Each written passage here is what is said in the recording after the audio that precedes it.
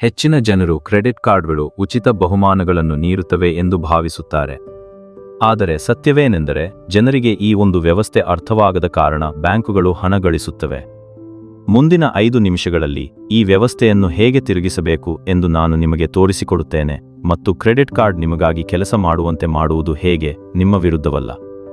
ಈ ವಿಡಿಯೋದ ಅಂತ್ಯದ ವೇಳೆಗೆ ರಿವಾರ್ಡ್ಗಳನ್ನು ನಿಖರವಾಗಿ ಹೇಗೆ ಗಳಿಸುವುದು ಎಂದು ನಿಮಗೆ ತಿಳಿಯುತ್ತದೆ, ಹಿಡನ್ ಫೀಸ್ ತಪ್ಪಿಸುವುದು ಹೇಗೆ ಮತ್ತು ಕ್ರೆಡಿಟ್ ಕಾರ್ಡ್ ಅನ್ನು ಸುರಕ್ಷಿತವಾಗಿ ಬಳಸುವುದು ಹೇಗೆ. ನೀವು ಈಗಾಗಲೇ ಈ ಹಿಂದೆ ತಪ್ಪುಗಳನ್ನು ಮಾಡಿದ್ದರೂ ಸಹ. ನಾನು ನಿಮಗೆ ರಮೇಶ್ ಬಗ್ಗೆ ಹೇಳುತ್ತೇನೆ. ರಮೇಶ್ ತಿಂಗಳಿಗೆ 50,000 ರೂಪಾಯಿ ಸಂಪಾದಿಸುತ್ತಾನೆ. ಎಲ್ಲರೂ ಇದು ಉಪಯುಕ್ತ ಎಂದು ಹೇಳಿದ್ದಕ್ಕಾಗಿ ಅವನು ತನ್ನ ಮೊದಲ ಕ್ರೆಡಿಟ್ ಕಾರ್ಡ್ ಪಡೆದನು. ಮೊದಲ ತಿಂಗಳು ಸ್ವೈಪ್ ಸ್ವೈಪ್ ಸ್ವೈಪ್. 2ನೇ ತಿಂಗಳು ಮಿನಿಮಮ್ ಡ್ಯೂ ಕನಿಷ್ಠ ಬಾಕಿ ಪಾವತಿಸಿದನು. 3ನೇ ತಿಂಗಳು ಸ್ಟೇಟ್ಮೆಂಟ್ ನೋಡಿ ಶಾಕ್ ಆದನು. ರಮೇಶ್ ಯಾವುದೇ ಕಾನೂನುಬಾಹಿರ ಕೆಲಸ ಮಾಡಲಿಲ್ಲ. ಅವನಿಗೆ ನಿಯಮಗಳು ತಿಳಿದಿರಲಿಲ್ಲ ಅಷ್ಟೇ. ಮತ್ತು ಬ್ಯಾಂಕುಗಳು ರಮೇಶನಂತಹ ಗ್ರಾಹಕರನ್ನು ಪ್ರೀತಿಸುತ್ತವೆ. ನೀವು ಎಂದಿಗೂ ಅಂತಹ ಗ್ರಾಹಕರಾಗದಂತೆ ನೋಡಿಕೊಳ್ಳೋಣ. ಬ್ಯಾಂಕುಗಳು ರಿವಾರ್ಡ್ಗಳಿಂದ ಹಣವನ್ನು ಕಳೆದುಕೊಳ್ಳುವುದಿಲ್ಲ. ಅವು 4 ರೀತಿಯಲ್ಲಿ ಗಳಿಸುತ್ತವೆ: ಬಡ್ಡಿ, ಲೇಟ್ ಪೇಮೆಂಟ್ ಫೀಸ್, GST ಮತ್ತು ಇತರ ಶುಲ್ಕಗಳು, ಮತ್ತು ಮರ್ಚೆಂಟ್ ಕಮಿಷನ್.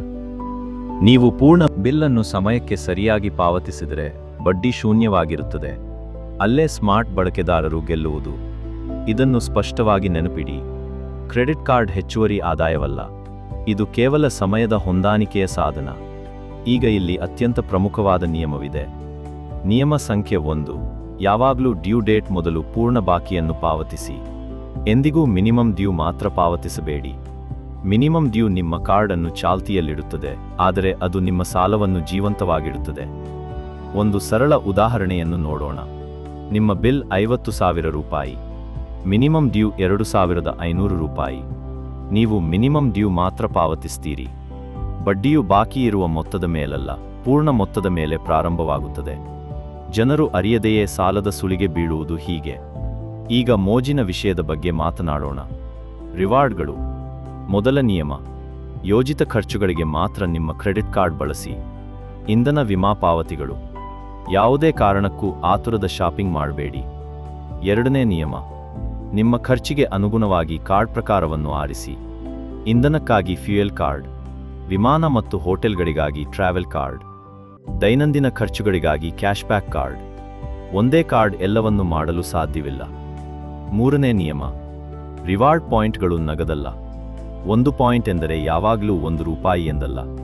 ಅತ್ಯುತ್ತಮ ಮೌಲ್ಯವು ಸಾಮಾನ್ಯವಾಗಿ ಟ್ರಾವೆಲ್ ಬುಕಿಂಗ್ ವೋಚರ್ಗಳು ಅಥವಾ ಸ್ಟೇಟ್ಮೆಂಟ್ ಕ್ರೆಡಿಟ್ಗಳಿಂದ ಬರುತ್ತದೆ, ಸುಮ್ಮನೆ ಯಾವುದೋ ವಸ್ತುಗಳನ್ನು ಖರೀದಿಸುವುದರಿಂದಲ್ಲ.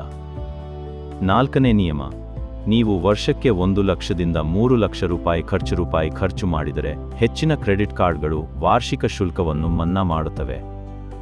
ನಿಮ್ಮ ಶುಲ್ಕ ಮನ್ನಾ ಆಗದಿದ್ದರೆ ಕಸ್ಟಮರ್ ಕೇರ್ಗೆ ಕರೆ ಮಾಡಿ ಮಾತುಕತೆ ನಡೆಸಿ. ಹೌದು, ಇದು ನಿಜವಾಗಿಯೂ ಕೆಲಸ ಮಾಡುತ್ತದೆ. ಈಗ ಸೈಲೆಂಟ್ ಕಿಲ್ಲರ್ ಬಗ್ಗೆ ತಿಳಿಯೋಣ. ಲೇಟ್ ಫೀಸ್, ಹೆಚ್ಚಿನ ಬಡ್ಡಿ ಮತ್ತು ಕ್ರೆಡಿಟ್ ಸ್ಕೋರ್ಗೆ ಹಾನಿ. ಕ್ರೆಡಿಟ್ ಕಾರ್ಡ್ ಬಳಸಿ ಹಣವನ್ನು ವಿತ್ಡ್ರಾ ಮಾಡುವುದು ಅಂದರೆ ಮೊದಲ ದಿನದಿಂದಲೇ ತಕ್ಷಣದ ಬಡ್ಡಿ ಎಂದರ್ಥ. ತುರ್ತು ಪರಿಸ್ಥಿತಿಯ ಹೊರತು ಅದನ್ನು ಎಂದಿಗೂ ಬಳಸಬೇಡಿ. MI ಕನ್ವರ್ಷನ್ ಸುಲಭವಾಗಿ ಕಾಣುತ್ತದೆ, ಆದರೆ ಒಟ್ಟು ಯಾವಾಗಲೂ ಹೆಚ್ಚಾಗಿರುತ್ತದೆ.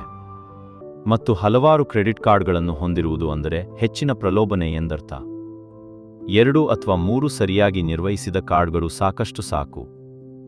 ನಿಮ್ಮ ಕ್ರೆಡಿಟ್ ಕಾರ್ಡ್ ನಿಮ್ಮ ಕ್ರೆಡಿಟ್ ಸ್ಕೋರ್ ಎಂಜಿನ್ ಕೂಡ ಆಗಿದೆ. ಕ್ರೆಡಿಟ್ ಮಿತಿಯ 30%ಕ್ಕಿಂತ ಕಡಿಮೆ ಬಳಸಿ. ಪ್ರತಿ ತಿಂಗಳು ಪೂರ್ಣ ಬಾಕಿಯನ್ನು ಪಾವತಿಸಿ. ಯಾವುದೇ ಪಾವತಿಯನ್ನು ತಪ್ಪಿಸಬೇಡಿ. 6 ರಿಂದ 9 ತಿಂಗಳವರೆಗೆ ಇದನ್ನು ಸತತವಾಗಿ ಮಾಡಿ ಮತ್ತು ನಿಮ್ಮ ಕ್ರೆಡಿಟ್ ಸ್ಕೋರ್ ತಾನಾಗಿಯೇ ಸುಧಾರಿಸುತ್ತದೆ. ಹಾಗಾದರೆ ಕ್ರೆಡಿಟ್ ಕಾರ್ಡ್ಗಳನ್ನು ಯಾರು ಬಳಸಬೇಕು? ನಿಮ್ಮ ಖರ್ಚುಗಳನ್ನು ನೀವು ಟ್ರ್ಯಾಕ್ ಮಾಡಿದರೆ, ಪೂರ್ಣ ಬಿಲ್ಗಳನ್ನು ಪಾವತಿಸಿದರೆ ಮತ್ತು ಸುರಕ್ಷಿತವಾಗಿ ರಿವಾರ್ಡ್ಗಳನ್ನು ಪಡೆಯಲು ಬಯಸಿದರೆ ಮಾತ್ರ ಬಳಸಿ. ನೀವು ಪಾವತಿಗಳನ್ನು ತಪ್ಪಿಸಿದರೆ, ಭಾವನಾತ್ಮಕವಾಗಿ ಅತಿ ಹೆಚ್ಚು ಖರ್ಚು ಮಾಡಿದರೆ ಅಥವಾ ಕ್ರೆಡಿಟ್ ಅನ್ನು ಆದಾಯ ಎಂದು ಪರಿಗಣಿಸಿದರೆ ಕ್ರೆಡಿಟ್ ಕಾರ್ಡ್ಗಳನ್ನು ತಪ್ಪಿಸಿ. ಕ್ರೆಡಿಟ್ ಕಾರ್ಡ್ ಒಂದು ಆಯುಧವೋ ಅಥವಾ ಉಪಯುಕ್ತ ಸಾಧನವೋ ಎಂಬುದನ್ನು ನಿಮ್ಮ ಶಿಸ್ತು ನಿರ್ಧರಿಸುತ್ತದೆ. ತ್ವರಿತವಾಗಿ ಮೆಲುಕು ಹಾಕೋಣ. ಯಾವಾಗಲೂ ಪೂರ್ಣ ಬಾಕಿಯನ್ನು ಪಾವತಿಸಿ. ಯೋಜಿತ ಖರ್ಚುಗಳಿಗೆ ಮಾತ್ರ ಕಾರ್ಡ್ಗಳನ್ನು ಬಳಸಿ. ಕ್ಯಾಶ್ ವಿತ್ಡ್ರಾ ಮತ್ತು ಅನಗತ್ಯ EMIಗಳನ್ನು ತಪ್ಪಿಸಿ. ಬಳಕೆಯನ್ನು 30%ಕ್ಕಿಂತ ಕಡಿಮೆ ಇರಿಸಿ. ನೆನಪಿಡಿ, ರಿವಾರ್ಡ್ಗಳು ಒಂದು ಬೋನಸ್, ಉಚಿತ ಹಣವಲ್ಲ. ಈ ವಿಡಿಯೋ ನಿಮಗೆ ಸಹಾಯ ಮಾಡಿದ್ದರೆ ಕ್ರೆಡಿಟ್ ಕಾರ್ಡ್ಗಳನ್ನು ಕುರುಡಾಗಿ ಬಳಸುವ ಒಬ್ಬ ವ್ಯಕ್ತಿಯೊಂದಿಗೆ ಇದನ್ನು ಹಂಚಿಕೊಳ್ಳಿ. ಮನಿ ಫಾರ್ಮುಲಾಕ್ಕೆ ಸಬ್ಸ್ಕ್ರೈಬ್ ಮಾಡಿ, ಏಕೆಂದರೆ ನೀವು ನಿಯಮಗಳನ್ನು ಅರ್ಥಮಾಡಿಕೊಂಡಾಗ ಹಣವು ವೇಗವಾಗಿ ಬೆಳೆಯುತ್ತದೆ. ಮುಂದಿನ ವಿಡಿಯೋದಲ್ಲಿ ನಿಮ್ಮ ಸಂಬಳಕ್ಕೆ ಅನುಗುಣವಾಗಿ ಸರಿಯಾದ ಕ್ರೆಡಿಟ್ ಕಾರ್ಡ್ ಅನ್ನು ಹೇಗೆ ಆರಿಸುವುದು ಎಂದು ನಾನು ನಿಮಗೆ ತೋರಿಸುತ್ತೇನೆ.